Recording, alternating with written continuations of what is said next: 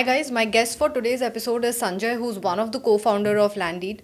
Sanjay, thanks so much for coming to Game Room. Thank you for taking out time. Yeah, pleasure to be here. Happy to help in any way that I can, telling other founders about our journey. Sanjay, to begin with, you're building a startup in a very difficult space, which is prop tech. So, what is the problem that you're really trying to solve in India?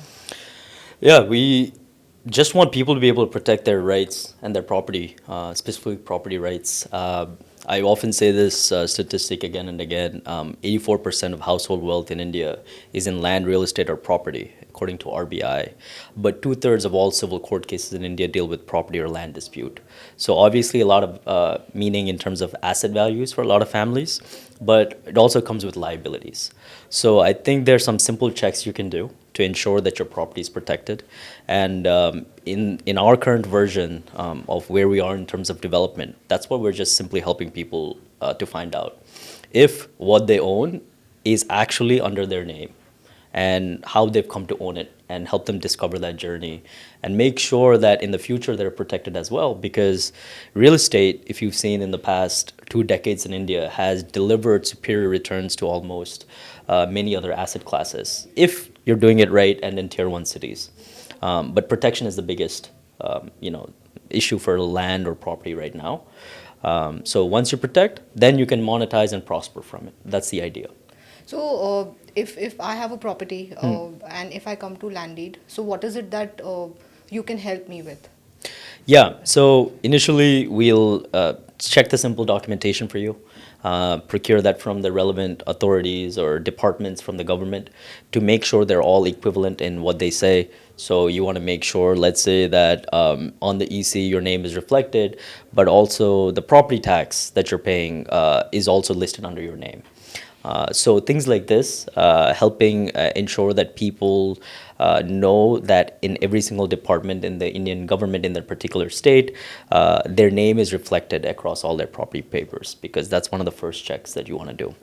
And then we also give you advice after that. But first thing is to ensure that all the paperwork is in line and saying that your name is what it's listed as for the property. So, what if the paperwork is not in line? You guys even help the property owners to get the paperwork in line? Yeah, so we'll tell them this is what you can do to remedy, this is what you can do to rectify this situation to ensure that your title remains clean, or we can get it to that area. A lot of the times that people are just unaware of how to do that and what is the process. They don't know the checklist. Once we kind of tell them, look, this is what one document says, but this document doesn't reflect your ownership. Let's make changes to fix that. And we advise them to get there. So think of it as a completion bar. 80% clean, 90% clean, 90% secure. What all documents you need to make it close to 100% secure that this property is actually listed under you and you're safe owning it. And your product is only for folks who own land, or let's suppose if I want to own a land and figure out. So this is the biggest problem. Like people Yeah. don't invest in lands is because if I have to invest in a land, it's impossible because I would not have the bandwidth to figure out the entire documentation, whether Right. the land is safe or not. So people simply just invest in residential properties because Yeah. it just seems safe. Yeah. So if I have to invest in a land, do you guys even help in terms of figuring out whether the property is the right property to invest in from a legality and documentation standpoint? Yes.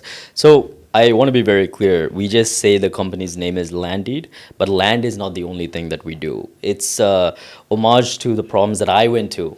It started with land. But when we say land, it covers everything from apartments, anything that has and is identified by the government, we cover it in our app. Landed is just a name because that's where we started.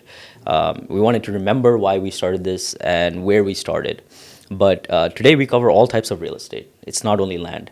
So if you have the proper identification number for your property and you enter it into my app, you'll get all the relevant details. In fact, in some states, you just have to enter in an address, like a Google address, and we'll be able to pull up those titles. Nobody else in India has that. So when you're talking about transactions, we were the first in India to do AI property reports. So very basic legal opinions generated by AI within seconds. What used to take weeks, months, days, now we do in less than 30 seconds. So we were one of the first to integrate with some of the AI platforms. Now, if you have any property in Telangana, you put in an address, our AI will run and tell you and give you a flow of title, how you've come to own that land or how anybody's come to own that land. Nobody in India really has that. You can search by apartment names, which you can do on many government portals. But yeah, so I think one of the best things that you can do right now is expand the type of ways that people can search. Because if I tell you right now, and we're sitting here, and I ask you, what is the survey number of this? What is the plot number of this particular location that we're sitting at? You wouldn't know. But you would know how to find it if you put in a Google address, right? Just like you and I are not going around with the PAN card, remember, in our on top of our head or Aadhaar. Why would you remember a property survey number? So we want to make that search experience very easy because I think that's the biggest friction for many users. They just don't even know how to check. So if we can make that easy, then everything else becomes more transparent. So in order for you to increase transparency, you need to first improve accessibility.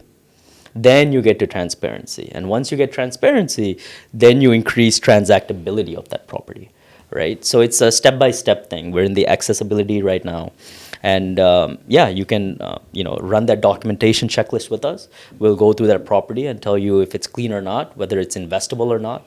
So think of us as just like you see the blue tick mark on Twitter for a profile, you want to see the same thing by your property from Landeed. That tick mark that says Landeed verified, clean, it's good to go.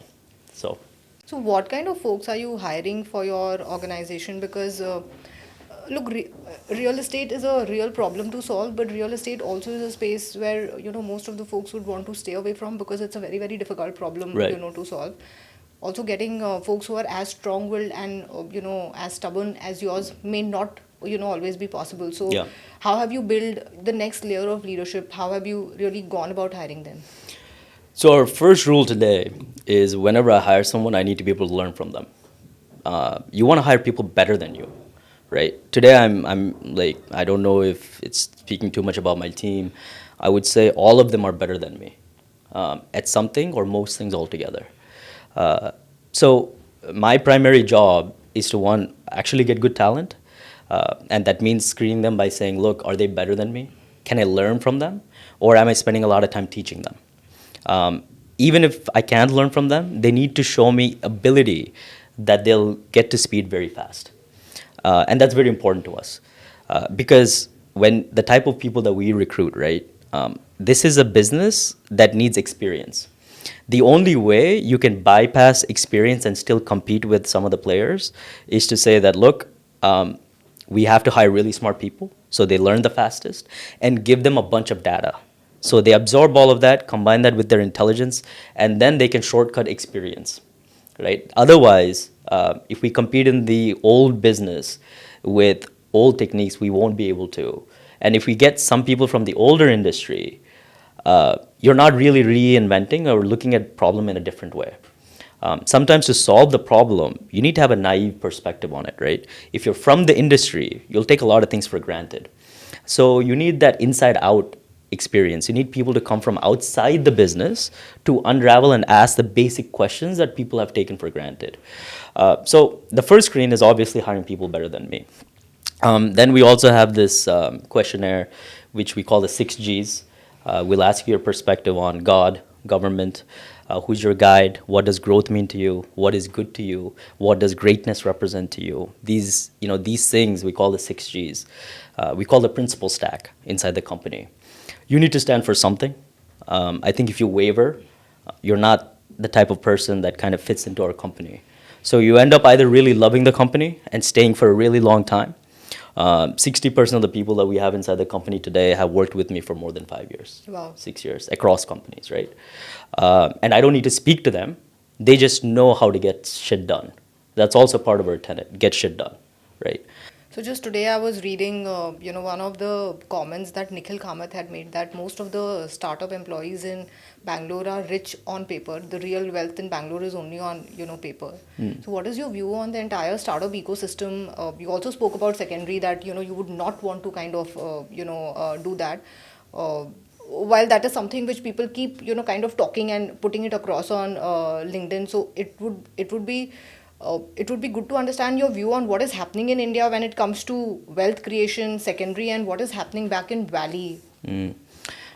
Maybe I should just do a pledge online and do a petition. All the founders that want to say, I'm never going to do a secondary, they should sign up, and our names are immortalized in that list. So you can't go back against it. Maybe that's a good idea. But other than that, I would say everybody's doing, like, there was a period a lot of people were doing secondaries, including Silicon Valley. It's the nature of secondaries and the quantum that really matters. And it's not only the founder doing secondaries, right? It's the ESOP pool size in India that is so much lower than it is in the Western world, right? It's not unusual to see startups in India that are unicorns today have ESOP size, meaning employee stock option pools, be 1% of the company. And what is the what would be an average ESOP pool in Valley? It's not unusual in really large companies, really successful companies, to see upwards of 15-20% Oh, wow. of the company being ESOP pools, right? So in India, what I would say is generous is probably like around somewhere between 7, 8, 9, 10%. I think it's pretty good. But yeah, like for instance, inside our company, if you move into Landeed, we will not give you a fixed pay hike, meaning in your fixed compensation, we will not give a hike on that. It's very weird, like we were talking about, for somebody that works at Unilever that makes thousands of crores of profit every year to come to Landeed and say they want a pay hike, right? So that's also a test to say that, hey, is this person a missionary or a mercenary? Because we're not saying we won't pay you that. We're just saying you need to take some of that in equity. Because, and you talked about the problem with not having those wealth creation events happening. So when enough wealth creation through equity doesn't happen, when you speak to a person that's joining your company, they think equity is a perk like a free lunch, right? Or doggy daycare, right? They don't understand it's real part of your compensation. And majority of the founders, wealth creation is coming through that. We're also tied for it in the long run. If I'm tied to that company for the long run and not doing anything else, ideally, I'd also want you to be tied to that.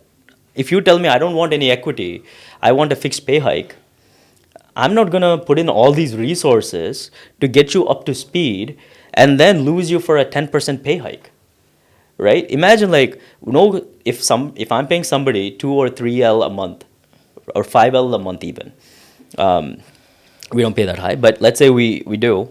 Somebody comes across and gives them a 50,000 rupee pay hike and says, hey, I want to pay you 5,50,000 per month. This really happens in India. People will move, right? But in what condition will they not move? Is when they have equity that it's worth so much that the other company even has a hard time trying to recruit you. And the way that you display that internally is to be transparent with your numbers to your employees, right? They know that this company is growing. Recently, we had a situation where we also give quarterly. So when we give quarterly bonuses, you can take that either in cash or equity. And some of our product managers came to us and said, hey, we don't want cash, we want to take that in equity. Because they were able to see the growth of the company right in front of them. And that means a lot to me as a founder. Like, when they come forward and ask this, that means a lot. And so you're talking about the problems of not having exits is that when these employees are coming, you can't sell them equity. If you don't, because they haven't seen that ability to exit and have a wealth creation event through that yet. And these startups haven't really done a great job of it. Now, founders will say, look, how am I going to recruit top talent if I'm not able to? But isn't that your job as a founder to do impossible things anyway? Like, if you're saying that I'm going to go from zero to being worth $1 billion or $100 billion, creating $100 billion value out of zero is difficult. Are you saying you really have a hard time convincing somebody to take a pay cut of 20-30% and join your startup? Which one seems more difficult if you actually think about it? So you need to be able to convince people, and the mission needs to convince people, the product needs to convince people that yes, you take that short-term, fixed or lack of security for a really outsized outcome, right? And as young people, that's what you want. You do not want to go to some public sector unit company where you will not get fired. I don't think that's aspirational today for young people. Um, so yeah, I think like startups need to do a better job of, and founders need to do a better job of saying, look, I'm not going to have a wealth creation event. I'm not going to have a company that loses 1,000, 2,000 crores a year and have a bunch of people that I'm running around and building myself multi-crore houses and all of this, right? And driving around fancy cars and all of this stuff. Um, but yeah, it comes from the founders. It comes from the VCs not allowing that and being aligned with the founders in the long run. It comes from employees understanding the mission, the type of way you recruit, instead of looking at their, like we always say, creation over credentials inside the company. Like it doesn't matter where you went to school. It doesn't matter where you went to work. As long as you've shown me the capability to have started something and built something, that's the strongest signal for me, right? So, but yeah, I think we need to do a better job of like building companies for the long run instead of trying to like make a buck every single round. So what you spoke about Indian founders is a real problem, Yeah. that kind of exists because we hire day in and day out for that ecosystem. Mm-mm-mm. But do you also feel that today you're far more seasoned to convince because you're also not a first time founder. Yeah. You're also not a founder at the age of 23, 24 Yeah. when you're just out of your engineering college. So does being a second time founder gives you that edge? I think honestly, as a person, I don't think my core principles have been the same 10 years ago as they are today. I'm still a believer in meritocracy. I'm still a believer in free markets. I'm still a believer in the same core things. I think people's perception might change, but I don't think that. So the toughest people for me to ever recruit were my co-founders, right? And that's also a bar for us in recruiting. I say, look, the people that help me learn the most are my co-founders. And every person that I hire means I get to spend less time with them. So if I hire another person and they're taking an hour from me, is that hour with them more valuable than I would be with my co-founders? So that sets a very high bar for who I'm going to hire and who I'm going to speak with directly, because I better be learning. Now, my co-founders are extremely talented. I often say I'd rather have the two of them than three of me any single day of the week, right? In fact, I'm merely probably a custodian of the value that they create. In that sense, they had tons of offers. So one of my co-founders, John, during that time, our first startup, we've been together now for almost 8 years, running on 9. He's American, Caucasian, right? What does he know about India? But you should see the type of effort that he's put in and things that he's done. My other co-founder, ZJ, is also great. But like when you think about them, they had offers from Lyft, he had offers from Palantir, he had offers from Google APM, which is a very prestigious and tough job coming out of undergrad to get. These are the type of jobs that they turned down before they came and joined. My other co-founder worked at Goldman Sachs, So these are not credentials that are very light. So to put it into perspective for you, I'm sure they wouldn't mind if I reveal this data. The first time that they joined my company, and our company at that time, Golori, one of my co-founders' paycheck at that time was $24,000 a year. That should give you a sense. That's very minimal, right? Even by Bangalore and Mumbai standards. Yeah. That's about what, like $30,000? My other co-founder's salary was $40,000. And they could be getting paid a lot more, obviously at Google. Why did they come and join me when it was just me? So maybe I'm good at what I pitch, or maybe I just believe in what I'm doing and it comes off as authentic, right? So that's another way that we kind of say, like, a lot of these times when I did these interviews, my people would tell me, my co-founders, my family would say, don't swear, because I want to show it to somebody else, what's happening. Can you not do that? So today my thing is, there are some things I won't say, but it's hard for me to change the way that I'm speaking, because something I tell my team is our internal culture is external branding. When there is a difference between the two, you get hypocrisy. And one of the best ways for a founder CEO to lose his respect is to be hypocritical. I make mistakes. I have countless contradictions. Personally, there's a lot of mistakes I make. But professionally, And that's where I make sure that I set an example in the way that I lead my life and myself. There, I'm very clear that literally the way that I speak here today is how I speak inside my company. There is no difference. There's nothing I'm telling you guys that's very different than what I tell them. So I think that also helps, right, in authenticity when you display to those people. I find that being straightforward and direct works for me. It's a more natural fit, but for others, it's different. But you must convince the earliest people to do it for lesser than they normally would have done it if they went for normal employment. I'm very intrigued to know what has been the trigger point in your life which has made you, this stubborn, this hungry, and this authentic. Given the background that you kind of come with, it would have been easier to, leverage your background and not go through the rut that you are going through. Is it something that you're born with, or something happened in life, which made you the way you are? Yeah, I think I'm introspective in things that I'm bad at. I'm not sure actually what I'm good at. I don't think a lot about it. I only think about things I need to do, and I should get them done. But one example I would say is my mom has set a very good example about work ethic. She's a very hardworking woman, and seeing her do that as a single parent, at that point in time, I didn't realize, but it's something that I've slowly taken up as a character when I was growing up. And that comes a lot from my mom. But I think a lot of my family members at least say that I've always been stubborn since from birth. I just like doing things my own way. I remember when like going to school, I wouldn't do some homework because I just found it boring. I'd only read what I want to. I'd only do things I want to. So I played a lot of sports when I was young, so that made me very competitive and not wanting to lose. But I think more importantly than anything, it's probably an outcome of me saying that whatever it is that I want to do, I want to be the best that has ever done it. And that's the type of craftsmanship that I go for in whatever I do. So, yeah, I just want to be the best at what I do for myself. Absolute standards. I'm not comparing myself to anyone. I don't do that. I just want to make sure that whether success or failed, I want to look back and say, look, I did what I could.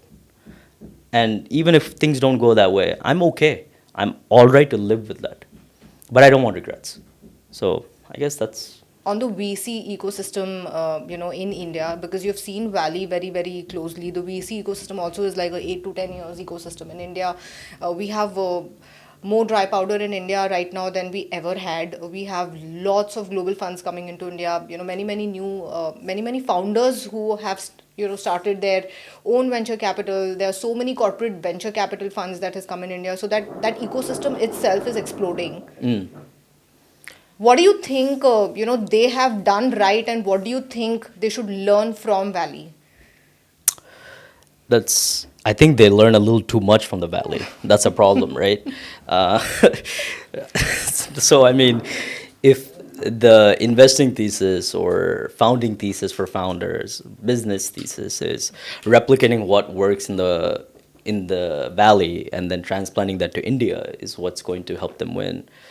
That's probably why they had their fair share of losses. I'm not in their position to be able to understand why they struggle and why they succeed. But I can tell you that the difference in approaches between VCs in India and some of the best ones in America are quite variant and very different. Clearly, the bar is set at Y Combinator, the best to have ever done it, best to ever do it, and the best doing it right now. I don't know somebody that comes close in overall impact if you do it right. But I think the Indian VCs and the American VCs might not be a fair contrast, because I think the Indian VCs here are a lot closer to their American VCs in terms of like thesis. But execution, I think, matters a lot. So there could be great VCs in bad funds or seen as bad funds. I don't know what a bad fund is. And there could be bad partners at great brand name funds as well. That's what has been my learning. It's very hard. It's still very much a craftsman business, right? So VCs are still like their own personal individuals and personalities. They have their own followings within a fund, and there are some certain founders that want to work with them. But I think one of the biggest differences is, I think the mindset is also that India is seen as a very labor excess market. And for that reason, I think a lot of VCs perhaps think, oh, there's a lot of founders. So if it's not this guy, it's the next guy. And that's because they haven't had the Mark Zuckerberg moment. They call it like, this in the Valley, that the reason that a lot of Valley investors are nice to founders, irrespective of whether they invest or not, or the way they give feedback, is because if you turn out to be an asshole, Mark Zuckerberg is not going to take your investment, right? I'm not sure if India's had its Mark Zuckerberg moment. And in any market, if you see, like in India, they particularly perhaps think that there's tons of founders, and there is an imbalance, right? To the number of founders that want to raise capital versus the number of investors that are willing to deploy capital at what early stage ventures need. There's obviously a bigger imbalance here than in the Western world. But you can say that you want exceptional talent, but you want to pay local prices, right? You can say that I'm going to really find great talent across India, and really only target founders within your own network. There's also this weird understanding, or like things like we've been told, when we first raised for my first startup, because I had two non-Indians, we were doing trucking. One of at least two VCs had told us, don't you think this team is going to be bound to break and not last? Like, these people are not from India. Why would they do trucking? They didn't grow up here. 8 years later, we're still together on our second YC startup. And, next 10 years, maybe we're together, maybe we're not. But that in itself has already proven that the original theses that people have, which are stereotypes, are not true. So we need to get out of that stereotype, credentialing, scoring, ideas, and really look at the people's ability to build. I think, and probably also because of the VC construction, a lot of them probably come from a certain type of profession. We haven't had that first generation of entrepreneurs or second generation of entrepreneurs exit and start their VC firms. So you don't have founder investors. I think that's just a maturation that'll happen. But I think to say that India has corporate governance problems, but at the same time, you're the early stage firm and you're the first check-in, you're the one screening the founders, there's some kind of disconnect there, right? Somebody needs to iterate on that. Somebody needs to look into that deeper. But yeah, I would say that the Valley investors have seen so much pattern matching, have seen these very different characters come about and build companies. And they're willing to accept that and to say, look, this business needs this, and these guys are going to build this. I'll give you an example, like let's say Airbnb. So the founder CEO went to art school. How many founders that go to art school today in India will get backed by Indian VCs? So there's different levels to it. I understand why, in terms of the way the society is structured, the better talent goes to these engineering schools and so on and so forth. But how many of them would do that, right? You look at Stripe in another YC company. These guys were I think they didn't even finish college. One of them dropped out from Harvard or something like that to start that. How many people do that, right? You look at all these exceptional founders that go through. But yeah, I think that selection process needs to change. The filtering process needs to change. I think we need to get rid of stereotypes and certain profiles that we're on the lookout for. Stop pedigree chasing and start caring about, like we say, creations over credentials. I think that's the biggest difference I see. Sanjay, you have raised money from YC 2 times. It's pretty much like a IIT for the way IIT is for engineers, YC is for founders. So if you can explain in a very, very simple manner, probably, if a 19, 20-year-old is thinking to build something, why should the person look at YC and what is the process to go through YC successfully? Yeah. So if you're like 16, 17, 18, 19, there's two programs you should consider applying for. One is a Thiel Fellowship by Peter Thiel, and the other one is Y Combinator, right? So for YC, I think one of the first tests you need to probably have is to figure out for yourself if you would do that product or that company, even if you didn't get into YC. If you think you're going to continue that even without YC, then that already substantially increases your chances of getting in. Not because of anything else, but just because of the way that mentally it forms the framework about how you go through this, right? Both times that we went through, I would say that we would have done it irrespective of whether YC, right? We built a product coming into YC. That means we had the intention of building right after YC. So YC or not would not break or make my business. What it does do is accelerates it if I do get in, and I have the right principles on how I go about it. But yeah, like another distinction I would say is probably not a great idea. It is a common thing that people do to compare to universities. Like even my nephew will ask me, "Hey, what do you think is hard to get into, like Harvard and Stanford or IIT or YC?" The simple thing that I would often say is forget about the prestige and forget about the pedigree and difficulty. The simple thing is you can go to a 4-year university and pay $250,000, or you go to 3 months of YC and they pay you $500,000. Which one do you think is more impactful or more difficult? On paper, you would think YC, seems more impactful, but difficulty people will still think is college. But that's because of people that haven't built anything. School, so I can tell you from a personal experience, I had terrible GPA, like almost getting to the point of getting kicked out, and I've also topped out near my college, both. And I've seen both worlds. I can tell you that not comparing to military, which is very difficult. I think that's a different mindset.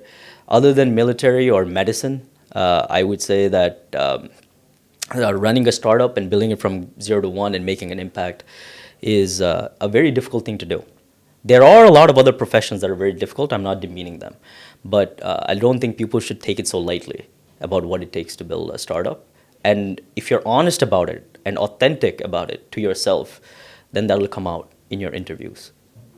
Very, very interesting perspective, Sanjay. I'm going to be in Hyderabad soon. I would love to drop by to your office and meet the unique characters, that you would have hired. Definitely, yeah. No, you're absolutely right. So if I have to pick up 10, maybe 100 startup founders, out of those, maybe 3 or 5 would be founders without any, pedigree. But even if you have to pick up successful startup founders, there would be very few. There would be very few Kunal Shahs who would have made it without any pedigree. Yeah, you're right. Kunal is an investor in us. I have a lot of respect for him and what he's done. But I think the investors really think of those people as outliers and not the people that created value. But the founders themselves are outliers. It's not like you have a feeder school that's generating and printing founders, right? And if you do, and you're not going to pay fair prices and you don't treat them right, why would they continue to raise here and build here? How many founder CEOs are in the valley right now that could have been here, right? I believe, I don't know, but I believe Razorpay, for instance, is a good example. Their first investor was Y Combinator. Why didn't somebody here take a big swing at them? Zepto's lead investors, for a long time was YC. Why didn't we take a bigger and faster stake in them? But one way we look at it or not, if you think of yourself as a local operator of a global brand name, that's how you're going to act. So I think that risk-taking profile, the ability to know and understand what is a risk and what is not when doing a startup is probably important. But I can tell you there's definitely a discernible difference in both quality of thought and thinking from the average American Valley VC and what we see here. So this is not just a thing with VCs because we hire a lot for founders, having pedigree is a very very overrated thing. In fact, most of the time you want to hire techie with a pedigree because it just gets easier for you to go to an investor and say that, look, my CTO comes from an IIT, or my CTO comes from a Google. Uh, it's also because they have displayed, if you look at Zomato, it was built by someone from IIT. If you look at Ola, it was built by someone who comes with a great pedigree. So it is the larger ecosystem which thinks in that manner, and it is moving in that manner. But there are exceptions who are kind of coming in and changing this. Just today morning, we had a guest on the podcast who built a D2C brand and sold it, in 3 years. And he kept telling that, look, I'm a very average guy. I don't come from any great pedigree. I never worked in corporate. I just know how to do business. Yeah. I think that very description of whether I come from a great pedigree or not is him, like, I'm not criticizing, is a way of boxing yourself, right? I no longer think that way. So I often say this, like 10 years down the line or 15 years down the line, I still hear like senior people doing this, saying I graduated from this university. I'm like, if 15 years later, in the first two sentences, you have to drop your university name, that probably means your work doesn't speak for itself, right? Rarely do you hear somebody talking about universities inside our companies, right? We have dropouts that are excellent contributors. And the way that you want to tell the team is like, look, my name, doesn't start with an A and end with an I. Like, this position, this seat is not reserved for me and my children. This is for whoever wins and whoever is the best. And there is nothing that I want more than that. I'm very happy if somebody is working inside my company. And one of the greatest wins I'll say is, if I make some amount of money through the company and I decide to have a vacation and I decide to go stay at a really nice hotel and eat at really nice restaurants, if I can have my people do that alongside with me on their own without me sponsoring or subsidizing it, that would be a great win. I want them to do better than me because that's a reflection of what I've taught them and what I've learned from them, right? It's not an indictment. I want them to do well. So one of the things that I kind of say, like when we come to this, there's certain groups and communities. When I first came to India, I would hang out with people. And I realized, there is a certain community. I belong to a certain community or I belong to a certain region and all of that. They want me to do well. They just don't want me to do better than them. And there's a difference, right? Yeah, up until that stage, everybody's okay with you. Beyond that, they're like, oh, I'm going to I'm no longer okay with this guy having this publicity or marketing, like owning that space. And today, like, founders are a great target for media about all the stupid things that we do. And when I say we, I consider as a founder class, I'm upset for them. I'm happy for them. But do you know how much stuff traditional business CEOs do that never come out because they know how to control the establishment, the media, the people in power, that you can control that. Founders are stupid. We just don't think about controlling some reporter or some journalist or some media or some channel. We don't even know how to do that because we're too busy trying to build a company. So everything that you do is out in the public and there for people to like criticize. I also think it's a matter of like Indian society getting adjusted to the fact that young people that are supposed to listen are now the ones that are trying to teach. And that is causing a natural antibody reaction in many parts of the country. The amount of celebration, the amount of criticism that founders get is completely unwarranted in the country, right? Compared to what other we see corporates do. I mean, like, it's not even close, right? Sometimes some companies don't even know where their funding is coming from. And we're sitting here talking about like valuations. So founders face a lot of things. We were talking about, they will happily consume all the coupons that you give them and the cashbacks that you give them. And the same person will go on social media and complain and make fun of companies making losses, right? The same person that's like super, falsely narratives driven and, they think they're patriots or whatever, will be like, look, we're building this in India, and India's building great things. But recognize that we have a long way to go is very important, right? 60% of the people still live on less than $2 a day. That's very important to understand. the same platform you're using to criticize other countries should also be realized that is a platform built in another country, right? You are using that very phone, that very operating system, that very social media platform to criticize the very country that has built it and not wondering why we haven't done it here. So, yes, like we need to really question ourselves as more of a society than as a founder. But I kind of now get a feeling when I walk around in normal society, things like that. The moment you're a startup founder, there's a little bit of like anger mixed with envy, mixed with like, oh, you guys are like this way or that way. Of course, like you go to some certain states in India and you say, I'm going to build a self-driving car, they'll think you're fucking out of your head, that you're wild. But like some of the states that are less literate, with very low income, you go there and say you're going to build a self-driving car, they're going to look like you're the snake oil salesman. Whereas in San Francisco, you see these cars going around all the time. But as a founder, it's your job to bridge that reality and dream and exaggeration and make that happen. When the founder makes claims that they know they'll never be able to accomplish, that's a problem. We all exaggerate a bit, right? We all talk about things that we want to do. But that's because I'm confused in my own head about what I've done and what I need to do and how close I am to what I need to do. Because I built something, and when you build something that hasn't existed before, it creates a new type of human behavior that you haven't anticipated. And that creates a new feedback loop on how I need to improve my product. So I go in thinking, oh, I'm going to bring this behavior.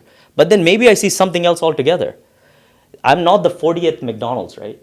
I'm the first Landeed. So I don't have any playbook before me to kind of give me a deterministic view on where I'm headed. So being accepting of that uncertainty, and society needs to also accept that uncertainty. Like founders here have to think about a lot of things. Like if my startup fails in my 20s and I don't get married, what happens in my 30s? I could have never imagined that living abroad, but now I understand it's a real concern for people in India. But yeah, there are these weird things that we have to get out of. But yeah. Any last message, Sanjay, that you have for our viewers? You're going to have to work 70 hours a week. There's no shortcut, if not more. Because and we see a lot of this, particularly in the startups that I invest in, a lot of co-founder conflicts. All of that would go away if you just worked and people saw you worked. Whether you made money for them or not, what really gives you the extension to life of a company is really working. My co-founders in my previous startup, we ran out of money. I believe they worked without pay for 9 months, right? Then I also paid out of my pocket. So I could say that in my last startup, I lost almost 7 figures in terms of USD. But that's something that I decided to do. Nobody needs to feel sorry. But my founders, they've done a lot. Why did they do that? So if you want to value yourself as a founder CEO, I know it sounds very crude, but sometimes you just got to ask them the tough question, like, how long will you work with me if I can't pay you? That'll tell you all you need to know about how much value they put on you. That's the hard answer. Like, if you really want to know how much your product means to someone, ask them, like, would you miss me if I died? In the same way, you ask your co-founders, how long would you work with me without pay? So, work with your team, work alongside them, and try to build great things in India. Not just like something that we see from the Western world and trying to replicate here. Don't use the geographic arbitrage.